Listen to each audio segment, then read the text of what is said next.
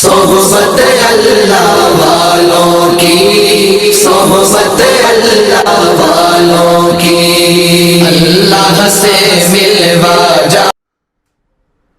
السلام علیکم ورحمۃ اللہ وبرکاتہ۔ بسم اللہ الرحمن الرحیم۔ محترم ناظرین،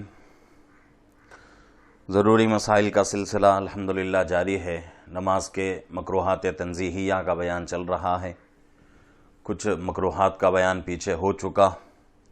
آج کے اس ویڈیو میں 5 مکروہات کا بیان ہوگا۔ پہلی چیز یہ ہے کہ امام جب نماز پڑھائیں تو نماز پڑھانے کے وقت، نماز پڑھاتے وقت امام کا بالکل محراب کے اندر داخل ہونا، یہ چیز مکروہ ہے۔ اس طرح امام کھڑے ہو کہ اگر آدمی یعنی کہ امام کا جسم محراب کے اندر ہو لیکن قدم کا کچھ حصہ جو ہے باہر ہو، اس طرح اگر کھڑا ہوتا ہے تو کوئی مذائقہ نہیں ہے۔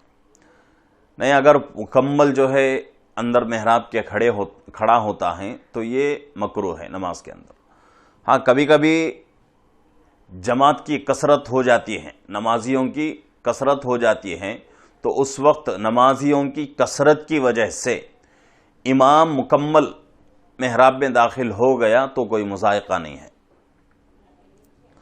اسی طریقے سے دوسرا مکروہ یہ ہے کہ مردوں کے لیے حکم یہ ہے کہ تکبیر تحریمہ کے وقت کانوں تک ہاتھ اٹھائے۔ اگر کوئی کانوں سے اوپر اٹھا رہا ہے یا کانوں سے نیچے صرف اس طرح کر رہا ہے تو یہ چیز بھی نماز میں مکروہ ہے۔ نماز کے اندر مرد کے لیے ہاتھوں کو کانوں تک اٹھانا ضروری ہے، کانوں کے قریب تک اٹھانا ضروری ہے۔ اگر کوئی کانوں سے اوپر اٹھا لیا، کوئی جو ہے صرف یہاں تک اٹھا لیا تو یہ چیز مکروہ ہے۔ اسی طریقے سے تیسری چیز،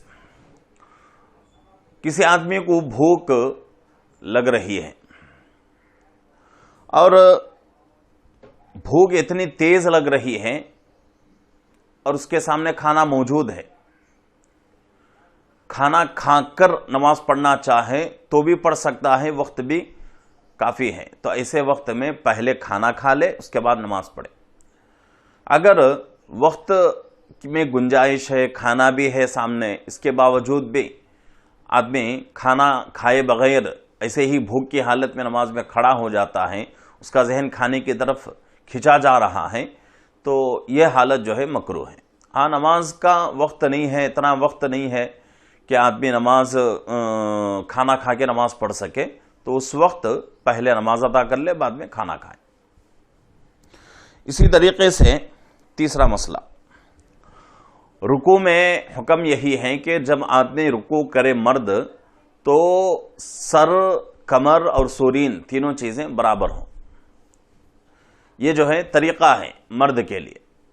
اگر کوئی اس کے خلاف کرتا ہے، یعنی کہ سر نیچے کرتا ہے یا پیٹھ، کمر اس طرح رکوع کرتا ہے، یہ طریقہ، تو یہ جو ہے مکروہ ہے، اس طرح نہیں کرنا چاہیے۔ بس یہ جو ہے ایک دم سر، کمر اور سورین برابر ہو، ایک ہی سطح پر ہو، یہ جو ہے رکوع کا طریقہ ہے۔ اگر اس طرح رکوع کرتا ہے، یعنی کہ سر جھک گیا اور کمر جو ہے اٹھی ہوئی ہے، تو یہ حالت جو ہے مکروہ ہے۔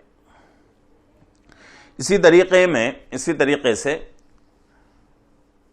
5ویں چیز، سجدے میں جاتے ہوئے سے پہلے بھی بات گزری تھی کہ سجدے میں جاتے ہوئے طریقہ یہ ہے کہ آدمی پہلے گھٹنے رکھے زمین پر، اس کے بعد ہاتھ رکھے، اس کے بعد پیشانی، ناک رکھے، اس کے بعد ناک، اس کے بعد پیشانی، یہ جو ہے طریقہ ہے۔ اگر کوئی آدمی اب رکوع سے اٹھنے کا طریقہ، سجدے سے اٹھنے کا طریقہ کیا ہے؟ پہلے پیشانی اٹھائے، اس کے بعد ناک، اس کے بعد ہاتھ، اس کے بعد دونوں گھٹنے۔ تو جاتے ہوئے پہلے گھٹنے کو، اس کے بعد ہاتھوں کو، اس کے بعد ناک کو، اس کے بعد پیشانی کو۔ اٹھتے ہوئے اس کا الٹا، پہلے پیشانی، بعد ناک، بعد میں ہاتھ، بعد میں घुटना, इस तरह जो है ये तरीक़ा सजदे में जाने और उठने का है। अगर कोई आदमी इसके बरखिलाफ करता है, यानी कि पहले हाथों को रखता है, उसके बाद घुटना रखता है, उसके बाद पेशानी, उसके बाद नाक, तो ये जो है मकरूह है ऐसा अमल। इसी तरीके से उठते वक्त बहुत सारे लोगों को देखा जाता है कि नमाज में जब खड़े होते हैं, सजदे में जाते हैं, तो सजदे में जाते हुए पहले ज़मीन पर हाथ रखते हैं, उसके बाद घुटना, उसके बाद पेशानी, नाक, इस तरह जो है उल्टा सीधा करते हैं। और सजदे से जब उठेंगे, क़ियाम की तरफ लौटेंगे, तो भी वहाँ भी जो है गड़बड़ी करते हैं।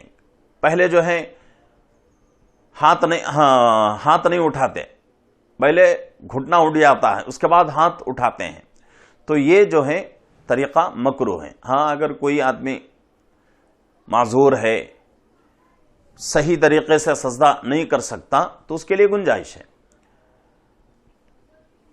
अगर किसी को कोई परेशानी ना हो, कोई उज़्र भी ना हो, उसके बावजूद भी सजदे में जाने आने में जो तरीक़ा है उस तरीक़े के ख़िलाफ़ करता है, तो ये चीज़ मकरूह है, इससे बचना चाहिए।